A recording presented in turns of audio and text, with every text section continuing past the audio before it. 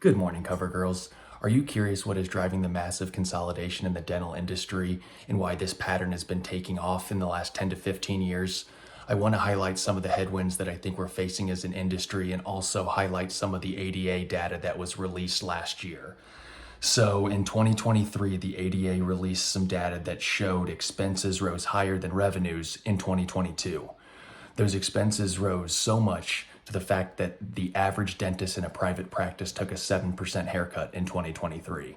That's a pretty substantial number, in something that I think really is creating some waves in the profession. So not only do you have a massively inflationary environment going on right now. We worked on fixed reimbursement rates, and you can only be so efficient. So I think that's one of the massive things that's driving this. If you can work for a group and you get a percentage of collections, you don't have to worry about net profitability. I think that's getting more and more intriguing as things get more and more complex. I think another thing that's really driving this, and it's driving the expenses as well, is the labor-demic. We've created a lot of videos on this, but I just think it's one more headwind that is really continuing to drive disruption in this space. The other thing that I think has been a massive development, and it's not slowing down, is IT bandwidth. It's another expense. You have to have you have to be an IT expert at this point to get things to work. It has gone so digital, and there's so much troubleshooting that is involved.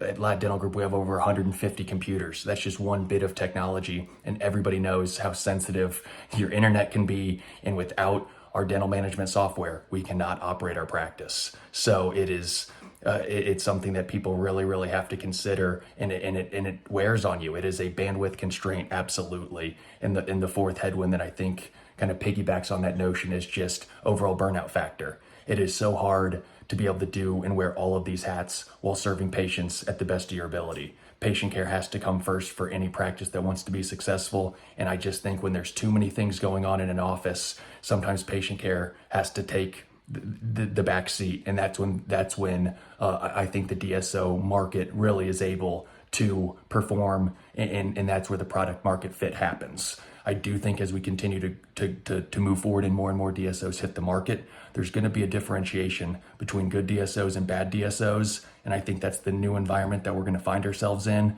But some of these headwinds I just don't see slowing down. The labor-demic, the numbers still are not in our favor.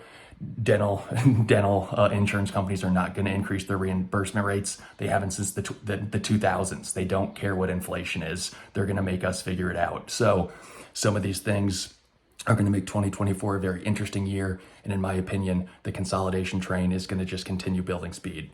Comment down below. Let me know what jumps off at you guys. And I'll attach the link to this Becker article as well so you guys can read it. Cheers.